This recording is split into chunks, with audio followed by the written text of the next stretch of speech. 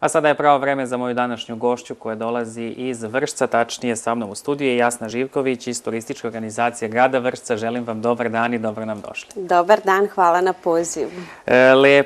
Lepe teme svakako za naš današnji razgovor, a ono što je nedavno ste osvojili nagradu za najbolju mapu pod nazivom Upoznajte Vršačke planine Pešice, pa eto da nam kažete, to je mapa, je li tako, doneli ste da nam pokažete, pa nam kažete eto koliko znači ova nagrada.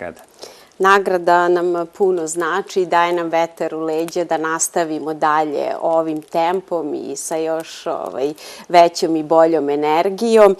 Druga nagrada u Leskovcu na izložbi turističkih publikacija i suvenira za Vršačke planine. Obeležili smo 62 kilometara na Vršačkom bregu. To su sve lepo uređene i obeležene staze koje će svakako pomoći kako izletnicima, tako i planinarima i turistima da se lepo provedu i šetaju u Vršačkim planinama. Svakako lepe Vršačke planine, jedna lepa zelena oaza u Vršcu, svakako treba je posetiti.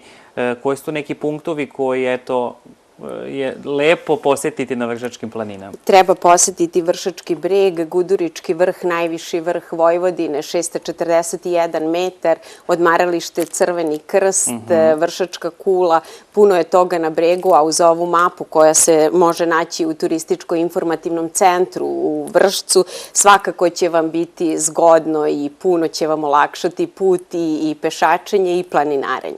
Svakako svi novi turisti i sportisti, svi koji dolaze na Vršačkim planinama, znači mogu u turističkom centru, je li tako, da kupe? Jeste, mogu kupiti ovu mapu i olakšati da kroz 62 kilometra da odaberu kojom će stazom da idu pešače i do kog punkta i destinacije će da stignu. Naravno, pored Vršačkih planina, grad Vršac još mnogo toga nudi, što treba ovako svakako posetiti. Koji su neki punktovi u gradu koje i neke, pored Vršačke kule, katedrale, pozorišta, Sterinog pozorišta koje je daleko poznat, šta još treba posetiti u Vršcu? Tako je, gradsko jezgro je nezaobilazni deo sa svim kulturno-istorijskim spomenicima. Takođe tamo se nalazi i spomenik Vinku Loziću. To je čuveni bojem našeg grožđembala i sterinih dela.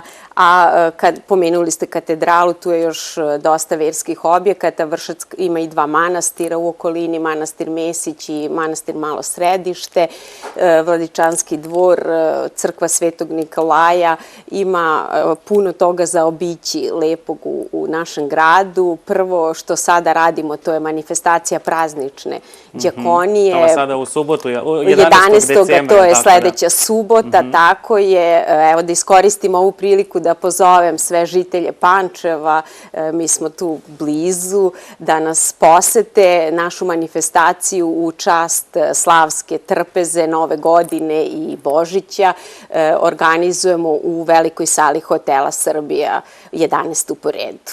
Svakako, bliže nam se polako novogodišnji praznici, naravno tu je neobilazna novogodišnja trpeza, a na manifestaciji će Udruženje žena predstavljati svaka, Tako je, predstavljamo trpezu, da, novogodišnju, slavsku i božićnu trpezu u Vojvodini, a takođe moći će i da se kupe naši izlagači, će izlagati i novogodišnje ukrase i sve ono što vam je potrebno da se pripremite za predstojeće nam praznike. Svakako kada pričamo o radu turističke organizacije, vi svakako vredno radite, dosta toga je urađeno tokom ove godine. Eto, polako nas je godina bliži kraju, pa je možda i ovo neko vreme da sumiramo onako sve što ste radili. Dosta toga ste radili, dosta manifestacija organizovali tokom ove godine.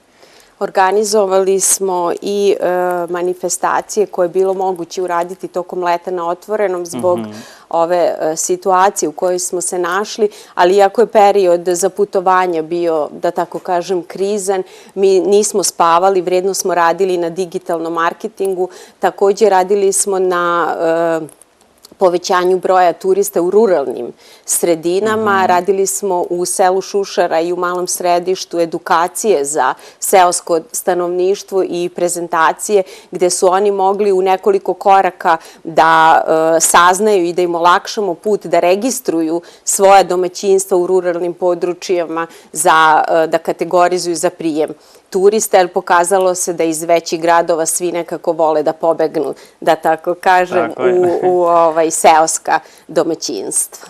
Svakako kada pričamo o Vršcu, vaša tradicionalna i možemo slobodno da kažemo i najveća manifestacija je grožđiba, koji svake godine okuplja veliki broj ljudi kako iz naše zemlje, tako i inostranstva. Rumuniji su naravno u velikom broju uvek prisutni na manifestaciji. Kako je to bilo ove godine, to je nešto u manjem formatu zbog cele situacije. Tako je, ali atraktivan program nije izostao i ove godine. Radili smo tezge smo imali, odnosno naši vinari su izlagali vina na gradskom trgu, imali smo lep program uz tamburaški orkestar, imali smo ono tradicionalno pečenje kobasica gore na našem Vidikovcu i nekako smo tu manifestaciju obeležili zaista sa dosta atraktivnih sadržaja koji su bili prilagođeni situaciji.